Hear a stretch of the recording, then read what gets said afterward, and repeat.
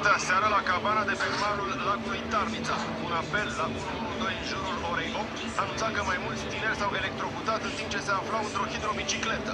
Pompierii, primii ajunși la fața locului, au încercat să îl resusciteze pe unul dintre tineri, de numai 30 de ani, dar fără succes. 4 dintre prietenii lui au ajuns la spital, iar alți 3 au primit îngrijiri la fața locului. Diagnosticul sare post electrocutare.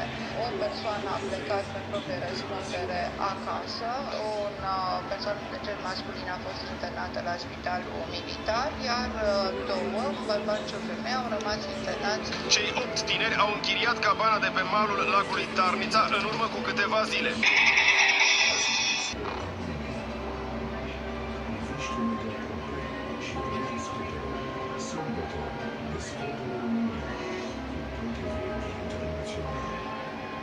Una dintre victimele cutremurului din Amatrice, Emanuel Gălățan, avea doar 11 ani și era din Bacău.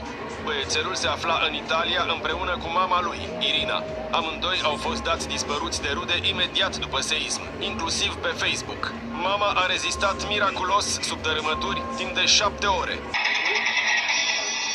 Legilor internaționale, dar și ordonanței 42 din 97, ea intră în proprietatea statului român. Ei bine, aceasta este o navă, totuși, și am întrebat în primul rând la autoritatea navală română dacă e în administrarea lor. Ne-au răspuns că nu este și ne-au îndrumat către apele române. Oficial aici răspunsul a sunat cam la fel, doar că ne-au trimis pentru lămuriri la administrația porturilor maritime. Nici vorbă, nu e la noi, spun oficialii aceștia. Aruncarea pisicii peste gard continuă însă. Am ajuns la Ministerul Transporturilor.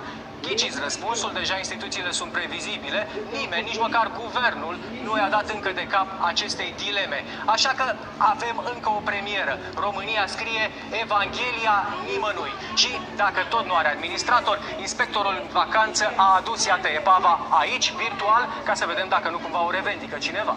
A fost intenția din partea câtorva persoane private să o concesioneze sau să o achiziționeze cu totul pentru a o